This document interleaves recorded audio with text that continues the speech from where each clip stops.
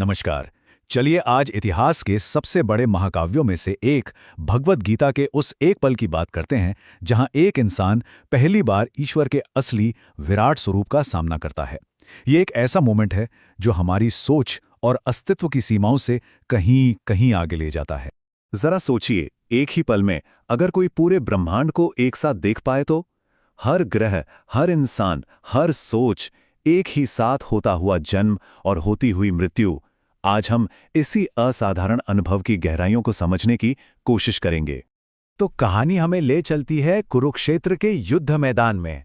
यहाँ महान योद्धा अर्जुन अपने ही परिवार के खिलाफ लड़ने से मना कर देता है।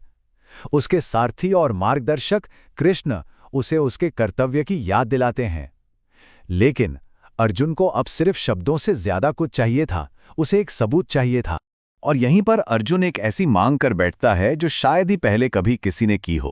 वो कृष्ण से कहता है कि मुझे आपके इस इंसानी रूप के पीछे जो आपका असली, जो आपका ब्रह्मांडीय रूप है, वो देखना है। देखिए, ये सिर्फ कोई जिज्ञासा नहीं थी, ये सच को अपनी आंखों से देखने की एक गहरी तड़प थी। कृष्ण अर्जुन की ये बात मान तो जाते हैं, लेकिन एक शर्त रखते हैं। वो कहते हैं कि अर्जुन की ये साधारण आंखें उस विराट रूप को देख ही नहीं सकती, क्योंकि जो सामने आने वाला है वो इतना विशाल है, इतना भव्य है कि उसे देखने के लिए एक अलग ही, एक दिव्य दृष्टि की जरूरत होगी। और कृष्ण अर्जुन को वो दिव्य दृष्टि देते हैं। ये एक ऐसा तोहफा था जो उसे असलियत के पर्दे के उस पार देखने की ताकत देता है। अब जाकर अर्जुन उस सच को देखने के लिए तैयार था जो आज से पहले किसी भी इंसान ने नहीं देखा था। तो अर्जुन ने क्या देखा? वो कुछ ऐसा था जिसे शब्दों में कहना नामुमकिन है। एक ऐसी रोशनी जो हजारों सूरज के एक साथ चमकने से भी ज्यादा तेज थी। एक ऐसी शान जिसके सामने ये पूरा ब्रह्मांड भी छोटा पड़ जाए। ये ईश्वर का, कह सकते हैं, शुद्ध, बिना किसी फिल्टर वाला तेज था। और ये रूप किसी एक आकार का नहीं था। इसके अनगिनत चेहरे, अनगिनत आंखें और हाथ थे जो हर दिशा में, हर तरफ फैले हुए थे। कल्पना करना भी मुश्किल है। ये एक ही वक्त में बनाने वाला, पालने वाला और मिटाने वाला था, सब कुछ एक ही शरीर में। और जानते हैं इस पूरे दर्शन का सबसे बड़ा सच क्या था? अर्जुन ने देखा कि ब्रह्मांड की हर एक चीज, चाहे वो ग्रह हो, तारे, देवता या दानव, सब कुछ कृष्ण के उसी एक विराट शरीर के अंदर मौजूद है। मतलब जो हमें अलग अलग दिखता है वो सिर्फ एक भ्रम था, असल में सब कुछ एक था। लेकिन जैसे ही अर्जुन इस महानता को, इस भव्यता को समझने की कोशिश कर रहा होता है, दर्शन का रूप अचानक बदलने लगता है। जो अभी तक हैरान कर देने वाला सुंदर था, अब वो धीरे धीरे भयानक होता जा रहा था। अर्जुन की भावनाओं में आया ये बदलाव गौर करने वाला है।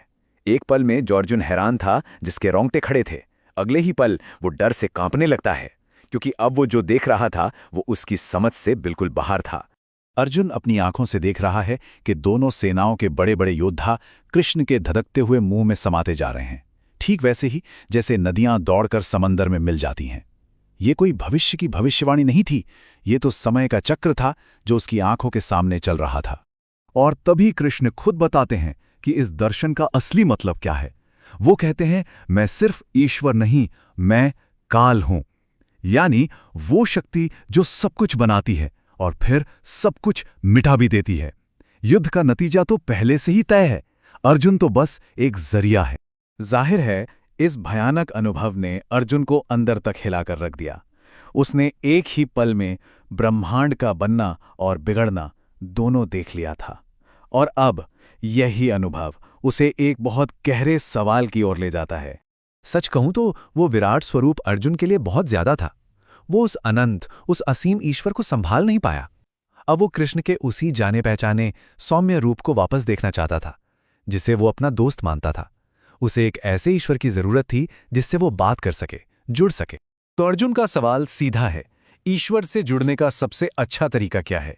क्या ईश्वर की पूजा एक व्यक्ति के रूप में, एक साकार रूप में करनी चाहिए, या फिर उस अनंत शक्ति के रूप में जिसकी अभी अभी उसने एक झलक देखी थी? और कृष्ण का जवाब बहुत ही प्रैक्टिकल है। वो जानते हैं कि हर इंसान उस निराकार असीम ईश्वर की उपासना नहीं कर सकता। इसीलिए वो दिव्यता से जुड़ने के एक नहीं बल्कि कई रास्ते बताते हैं, ताकि हर कोई अपने हिसाब से एक रास्ता चुन सके। देखिए, कृष्ण किसी भी रास्ते को गलत नहीं ठहराते। वो बस इतना मानते हैं कि ज्यादातर लोगों के लिए एक व्यक्तिगत ईश्वर यानी साकार रूप से जुड़ना ज्यादा आसान होता है, क्योंकि उस निराकार असीम ब्रह्मांड का कॉन्सेप्ट समझना थोड़ा मुश्किल हो सकता है। तो कृष्ण एक एक करके रास्ते समझाते हैं। वो कहते हैं, सबसे सीधा रास्ता है अपना मन मुझ पर लगाओ। अगर ये मुश्किल लगता है तो कोई बात नहीं, अभ्यास करो, योग करो। अगर वो भी मुश्किल लगे तो तुम जो भी काम करते हो वो मेरे लिए करो। और अगर ये भी ना हो सके तो बस अपने काम के फल की चिंता करना छोड़ दो। मतलब हर किसी के लिए कोई ना कोई रास्ता जरूर है। तो आखिर इन सब रास्तों का मकसद क्या है? अंतिम लक्ष्य क्या है? कृष्ण अर्जुन को बताते हैं कि एक सच्चा भक्त वो है जो कुछ खास गुणों को अपनी जिंदगी में उतारता है। ये सिर्फ पूजा पाठ के बारे में नहीं है, ये जीने के एक तरीके के बारे में है।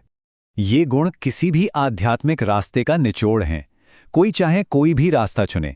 कृष्ण कहते हैं कि जो भी इन गुणों को अपने अंदर लाने की कोशिश करता है वो उन्हें सबसे प्यारा है।